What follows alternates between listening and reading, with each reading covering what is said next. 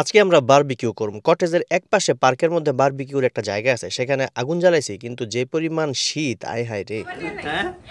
আগুন পাইতেছি বা বারবিকিউ করতে গিয়ে ঠান্ডায় সবগুলি জমে যাইতেছিল। যাই হোক, তারপরও শান্তি শীতের মধ্যে গরম গরম খাওন, আহা, আর আড্ডাটা ভালোই জমছিল। তারপর সবাই সন্ধ্যাবেলা আবার কটেজে ফিরে আসে। নোভা চকলেট কি যেন একটা বানাইছিল, আর ওইদিকে শফিকুল ভাই পাইলা ঠিক করতেছে। তারিকুল বাবুর্চি একটা কঠিন বিয়া বাড়ির গরুর মাংস রান্না দিছে, এদিকে রোস্ট হইতেছে, আর শফিকুল বাবুর্চি নাকি পোলাও রান্না করবো, আর আমি শুভ বাবুর্চি লাড়াচাড়ার দায়িত্বে আছি। চোর পুলিশ খেলতে হলে আমি একটা কাগজ উঠাইলাম, প্রথমবারে আমার ভাগ্যে পড়লো। এটা কোনো কথা? যাই হোক, আড্ডা ঠাড্ডা খেলাধুলার পরে গভীর রাতে খাওন দাওন রেডি। শীতের ছুটিতে আমরা যে কটেজে গেছিলাম সেটার ফার্স্ট পার্টটা আপনারা দেখছেন, যে কটেজটা কেমন, ভাড়া ঠাড়া কেমন, সবকিছু। কটেজে চেক ইন করার পরে রেস্ট টেস্ট নিয়ে সবাই যেতেছিলাম বারবিকিউ করতে। ওই কটেজের একটা পার্ক আছে, সেই পার্কে বারবিকিউর জন্য আলাদা একটা জায়গা আছে। ওখানে যাইয়া গাড়ি থেকে মাল সামানা নামাইতেছিলাম। আমাদের একটা নির্দিষ্ট জায়গা দেওয়া দিছিল যে ওই ছাউনির ভিতরে আমাদের বারবিকিউ করতে হইব। দুই ধরনের বারবিকিউর জায়গা আছে, একটা ছাউনিওয়ালা, একটা ছাউনি ছাড়া। ছাউনিওয়ালাটা নিলে শীতটা একটু কম পড়বো, আবার বাতিও আছে, কিন্তু ছাউনি ছাড়াটা থাকলে তো একদম শীতে সব জমে যাবো। আর এখানে সন্ধ্যার পরেও বারবিকিউ করা যায়, সন্ধ্যা হয়ে গেলে বাতি জ্বালায় দেওয়া যায়।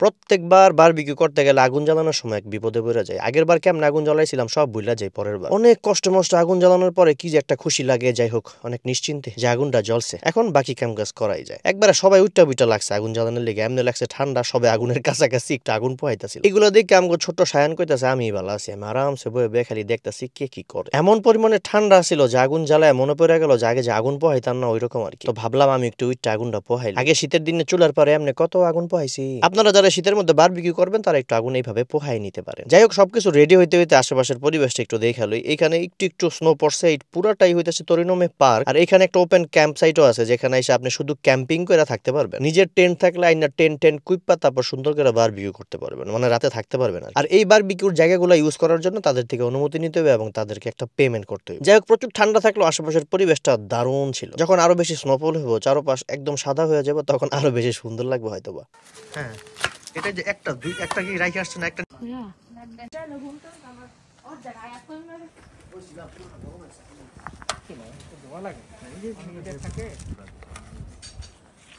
কয়লা অলমোস্ট রেডি, আর তাড়াতাড়ি সন্ধ্যা হয়ে যেতেছে, তাই আমরা খাবার দাবার শুরু করে দিলাম। আমরা হালাল ফুড থেকে সবকিছু কিনে একবার রেডি করে নিয়ে আসছিলাম। আমার লাগছিল ক্ষুধা, দুপুরবেলা না। যাই হোক, সবাই আড্ডা দিতেছিলাম, মজা করতেছিলাম, কথা বলতেছিলাম, ওইদিকে খাওয়ানো হইতেছিল, সময়টা ভালোই কাটতেছিল। আসলে বারবিকিউ করার এই একটা মজা যে একসাথে সবাই বারবিকিউ করলে একটু আড্ডা হয়, নানান ধরনের কথা হয়, কিচ্ছা কাহিনী হয়, আর খাওয়ানলে এক কারাকারিও লাগা যায়। এই জিনিসটা ভালোই লাগে।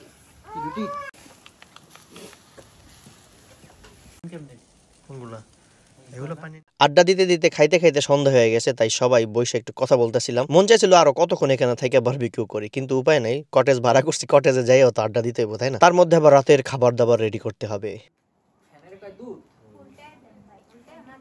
সন্ধ্যার পরে কাঠের কটেজটা আরো বেশি ভালো লাগতেছিল। জাপানের মতো একটা দেশে সবাই এত ব্যস্ত থাকে যে ছুটির দিনগুলাতে সবাই একটু ভালোভাবে ছুটিটা কাটাতে চায়। এই আড্ডা কিন্তু বাসায়ও দেওয়া যায়, কিন্তু একটা কটেজের মধ্যে আড্ডা দিলে মনে শান্তি আর কি, যে বাড়ির বাইরে আছি।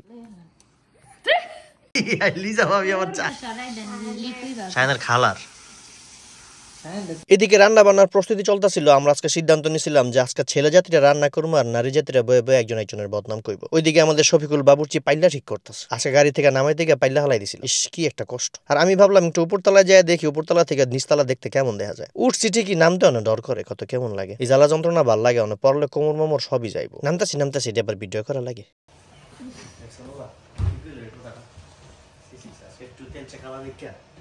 যাই হোক, নিচে রান্না বান্নার তুমুল আয়োজন চলতেছিল। তারিকুল বাবুর্চি, শফিকুল বাবুর্চি আর সহকারী শুভ বাবুর্চি মানে আমি। বিয়ে বাড়ির গরুর মাংস ভুনা, মুরগির রোস্ট আর পোলাও।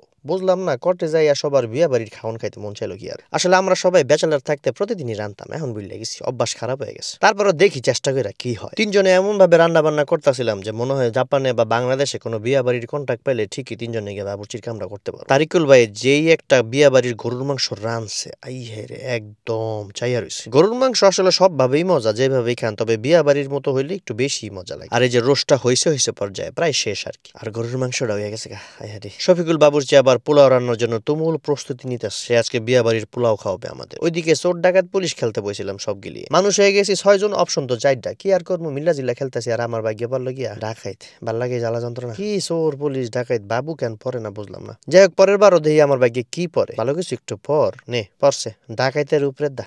যাই হোক খেলাটা মজাই লাগতেছিল, ছোটবেলার কথা মনে পড়ে যাচ্ছিল। আর এবার আমার ভাগ্যে পড়লো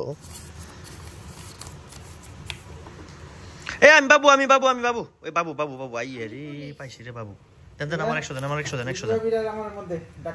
এক একজন চোর ডাকাইত আই হাই রে, দেখতেও কিন্তু ওইরকমই লাগতেছে এক একজন। সবগুলা বাবুর্চি রাইন দেওয়া হয়ে গেছে। তারপরে সময়টা খুব ভালোই কাটতেছিল। আমরা প্রায় সময় আমরা আড্ডা দিই, তবে আজকের আড্ডাটা একটু বেশি মজা। আড্ডা দিতে দিতে খেলতে খেলতে গভীর রাত হয়ে গেছে, খাওন দাওনের পালা, বিয়া বাড়ির খাবার রেডি, এখন খাইতে হইব। খাবার দাবার সবগুলাই একদম পারফেক্ট হয়েছিল, মানে খাওয়ানোর পরে বুঝছি আর কি। আগে বলছিলাম এরকম খাওয়া দাওয়া আড্ডা প্রত্যেক উইকেন্ডে আমরা বাসায় করি, তবে আজকের আড্ডাটা আজকের খাওয়া দাওয়াটা একটু স্পেশাল ছিল। তার সাথে প্রথম পর্বে যে কটেজটা আপনাদের দেখাইছিলাম, এই পর্বেও দেখলেন মাত্র 18,000 ইয়েনে এক রাতের জন্য 6 জন, মানে 3টা ফ্যামিলি বা 2টা ফ্যামিলি থাকতে পারবেন। ব্যাপারটা আসলে জোস। এমন খাওয়াই খাইতেছি যে খাইতে খাইতে সকাল হয়ে গেছে। না আমরা রাত্রে ঘুমাইছিলাম, তারপর সকালবেলা নাস্তা খাইতে হয়েছিলাম। সকাল 10টায় চেক আউট, আর এখান থেকে চেক আউট করে আমরা আবার ফুকুশিমাতে আরেকটা জায়গায় যাবো। চেক আউট করে একটু হাঁটাহাঁটি করতেছিলাম, মানে একটু ফটো সেশন আর কি। এখন বন্ধুরা সকাল সকাল আরেকজনের বাসার আরেকজনের কটেজের সামনে দাঁড়িয়ে ছবি তুলছে, বুঝলেন। আমরা কিন্তু এই কটেজটা ভাড়া নিইনি, তারপরে তারা এই কটেজের সামনে খানিকটা বরফ আছে, এই জন্য তারা শুধু এটার সামনে দাঁড়িয়েই ছবি তুলছে। ছি।